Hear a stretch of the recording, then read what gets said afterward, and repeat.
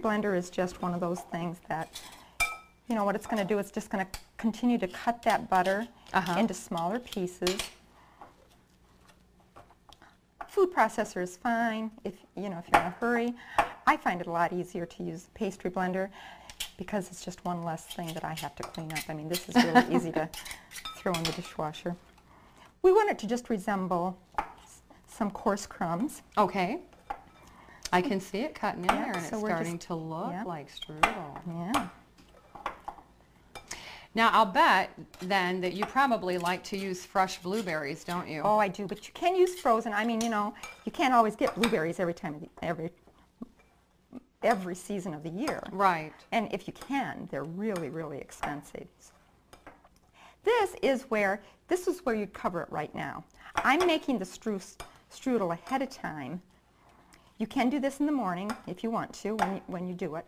I personally would rather, if I've already put together my bread casserole, I'd rather go ahead and make this, throw it in a plastic bag.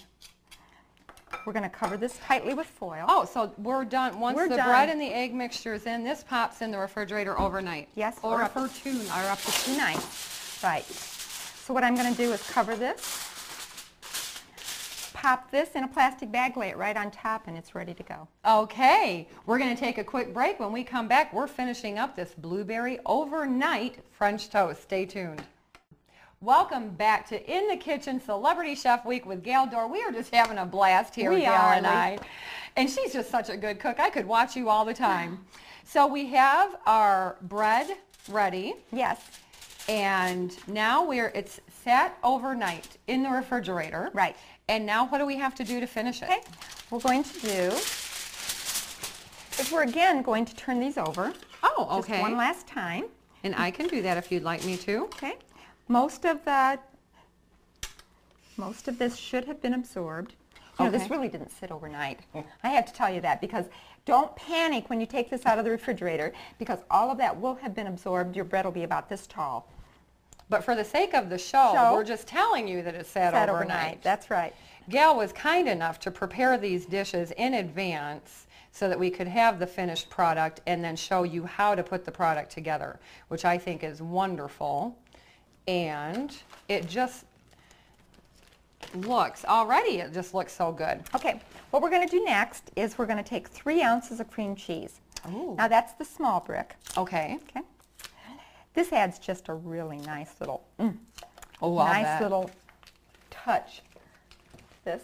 What we're going to do is we're going to put this in little tiny slices. And you can't go wrong with cream cheese. You can't go wrong with cream cheese. Actually, you can just break it. Okay. We're going to make sure. Okay. So we've put our cream cheese on there. Okay. We're just going to basically throw our strudel over the top.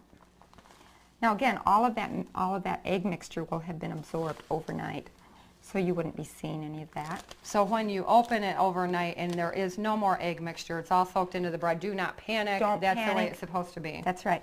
We're going to take blueberries, throw them over the top. Oh. And these are such pretty. This is such a pretty dish. All right, we got a green one, needs to pop out. So if you can find fresh blueberries, that's the best way to go. That's the best way to do it. You can also do this with strawberries. Oh. But I happen to like blueberries the best. I do too. Anything with a blueberry in it, I'll eat it. Absolutely. So we're going to pop this in the oven. Okay. This takes about 45 minutes to bake.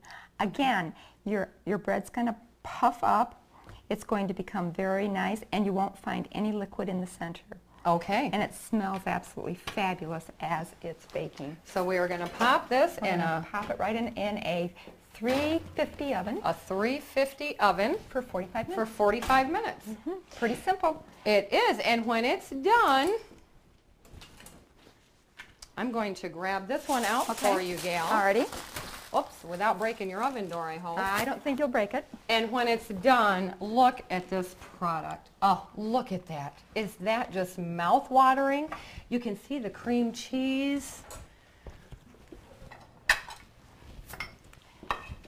And Gail likes to serve this, so plate it up a little different. I'm going to pop this up a little bit different. This is one of the best inventions that they ever made, a little squeeze bottle. You know that this is for ketchup or for mustard, but for any kind of garnishment such as chocolate, Oh, right. If you maple want to syrup, drizzle. a drizzle here or there. You know how they do the little pops around the plate? Right. Perfect. So all I'm going to do is I'm just going to put a little drizzle on the plate. Oh, look how pretty that is. We're going to cut this into our little slices.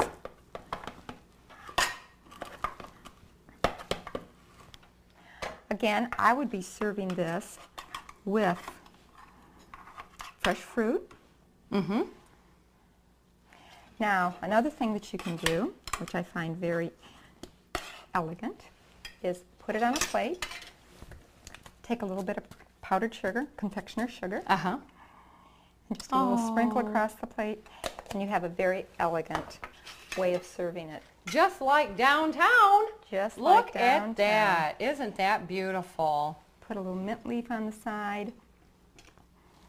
Again, we can have some fresh fruit if you'd like. Fresh fruit, toast, sausage, bacon, anything that you'd like to serve with that. It absolutely looks wonderful, Gail. You are such a good cook. Now tell us just a little bit about your Food Lover's Companion book real quick. I love this book. I have many, many cookbooks. Uh-huh. And occasionally I'll come across something that I don't know. Okay. Everybody does. Amazing. Everybody does. Everybody comes across a terminology or some obscure ingredient that they don't know what it is. Right. This Food Lover's Companion has everything you'd want to know about every cooking term, every ingredient, and it tells you where to get it, it tells you how it is, it's just fabulous. If you're a cook or afraid to be a cook, get this Food Lover's Companion. It is great. I mean, we're talking about for a young married couple, this is probably the one book, rather than a cookbook, this is probably the one cook I would buy a new bride.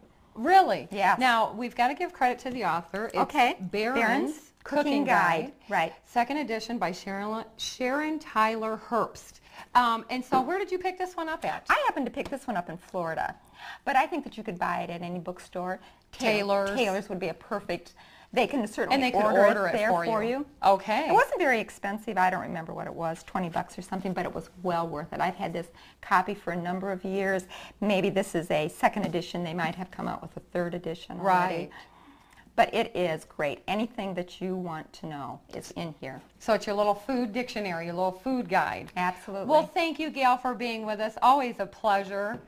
Thank you for tuning into In the Kitchen Celebrity Chef Week. Make sure you stay tuned for more on Q1 Video Network. Thank you, Lisa. Thank you.